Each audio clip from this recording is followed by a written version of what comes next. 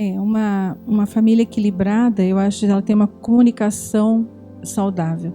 Eu acho que tudo começa com a comunicação, desde o namoro, tudo.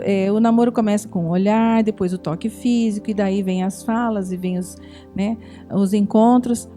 É importante que, para serem estruturadas, as famílias têm que ter essas funções bem definidas: a função paterna, a função materna, o amor e o respeito entre o casal, as regras, as leis bem definidas, e o casal se comunicar muito bem quais são os planos, quais são os projetos que eles têm de vida, e discutirem juntos isso, e comunicarem-se.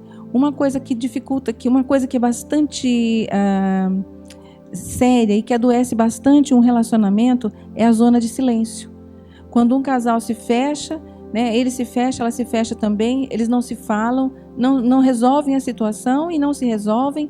Então, essa zona de silêncio. Então, a comunicação é uma coisa muito importante. E uma comunicação que a gente costuma enfatizar que uma família deve ter é a prioridade de comunicação com Deus.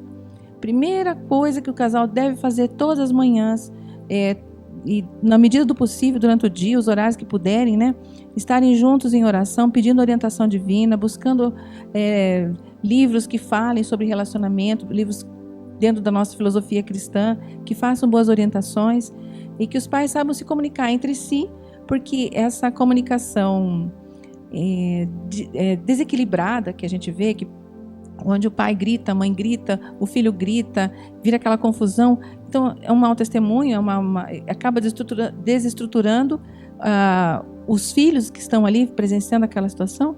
Então, comunicação, eu acho assim que é uma coisa que as pessoas têm que pensar muito. Como é que eu falo com meu companheiro? Como é que eu falo com meus filhos? Como é que eu chamo? Que nomes eu atribuo aos meus filhos? Porque a gente tem os filhos com os nomes. Passa anos e anos escolhendo os nomes. E depois, no momento de raiva, às vezes, no momento de descompensação, seu burro, seu idiota, você é incompetente, começa a dar outros nomes que acabam fazendo a identidade da pessoa a partir daquele adjetivo que ele recebeu ali. Então, o nome dele fica relegado ao segundo plano, mas o que vai valer para a vida dele são esses adjetivos. Tanto que ele vê o pai falar para a mãe falar para o pai, como os pais dizerem para os filhos. Então, uma família estruturada, eu acho que começa primeiro a comunicação com Deus e a comunicação entre eles ali. Como é que se dá o tom de voz, as palavras que usam, repensar, pedir perdão. E a gente se analisar, sabe? É importante a gente parar e se analisar. O que é que eu fiz? Aonde eu estou errando? O que é que eu posso mudar na minha vida? Mas eles viverem aquilo que eles estão estudando e que estão falando para os filhos. Eu acho que isso é bem importante. O exemplo, o modelo. Os filhos precisam de modelo. E esse modelo a gente também tem que ter uma identificação com alguém superior a nós. Alguém tem que nos modelar para a gente servir de modelo para alguém. Então, eu acho que é bem importante isso. Não é só o pai falar e depois agir de forma diferente. Comunicar-se de forma agressiva, agir de forma agressiva.